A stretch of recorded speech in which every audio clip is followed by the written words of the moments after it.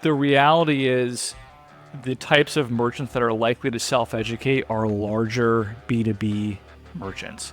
The smaller merchants just don't have the scale. They're wearing 10 hats. And they can't. There's just not enough time to do everything. Welcome in, everybody. You're listening to Wrestling Payments.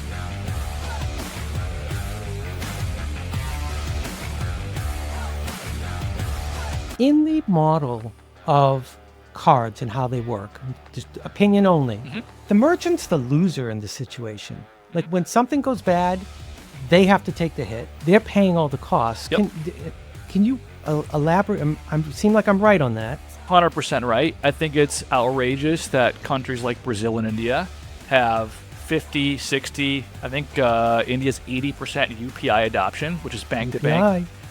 Instantaneous bank-to-bank transfer. What really happens, again, opinion zone, in the world of credit cards, okay, you're adding a 3% tax on everything that touches a credit card. And me, as Joe consumer, is forced to pay that tax because the merchant, if they're smart enough, is marking up their items by 3% to cover that tax for the consumer. And so in reality, I am paying the tax of effectively credit for people that cannot afford to pay bank-to-bank, RTP, ACH.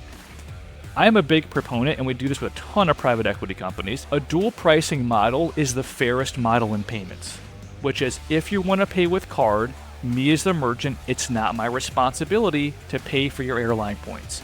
You need the credit, you pay for your credit. And a discussion. If you need a loan, why am I paying for your loan? You have a two-tier pricing system, cash discount or dual pricing.